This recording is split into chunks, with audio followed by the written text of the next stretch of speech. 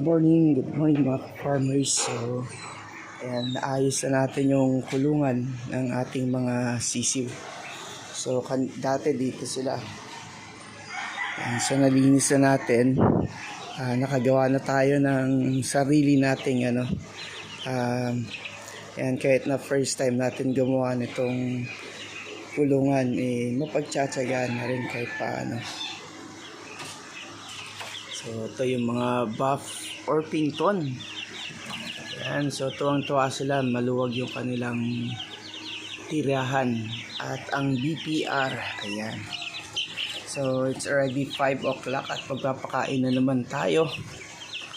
And so medyo nagugustuhan nila ang kanilang bagong tirahan.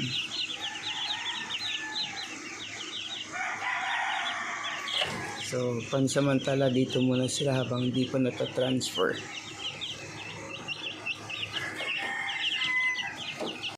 So, yun na nga mga ka-farmers. Tuwang-tuwa na naman ang ating mga alaga.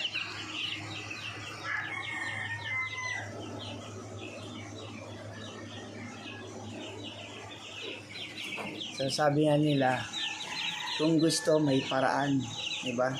Kahit hindi tayo marunong gumawa at first time natin mag-construct ng bahay ng mga sisiw. Noong una, medyo nahihirapan pa nga ako kasi hindi ko alam kung ano yung magiging itsura itong ating kulungan, pero naging successful naman at napakaganda, no, sa unang try natin na gumawa ng kulungan. So papakita ko sa inyo ulit.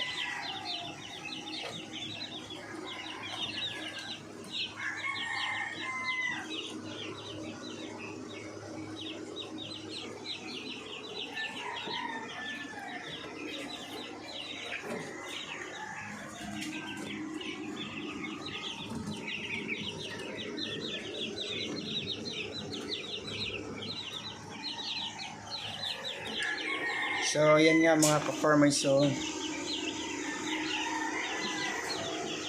hindi pa natin sila nalilipat. Ang balak kasi dito, lilipat ko sila doon sa may bundok. Medyo busy pa sa ngayon, kaya hindi pa natin sila madadala doon. Kaya, yan muna ang update natin dito sa ating manukan, mga ka-farmers, mga suki. So, abang-abang lang po sa mga susunod pa natin at subaybayan nyo ang paglaki itong ating mga sisiw, ano. So kailangan ko na lang dito siguro magdagdag pa ng mga Rhode Island. Yung Rhode Island na pinapisa ako, mga 26 yun. So lahat sila hindi na hindi napisa. Wala daw sinilya. So yun yung medyo mahirap sa mga bumibili, no, yung binibilihan natin ng mga fertile egg. Pagdating sa atin, parang feeling natin na scam tayo. Kaya mas maganda pa rin talaga pag tayo magpupulo sa sariling itlog tapos i-incubate natin.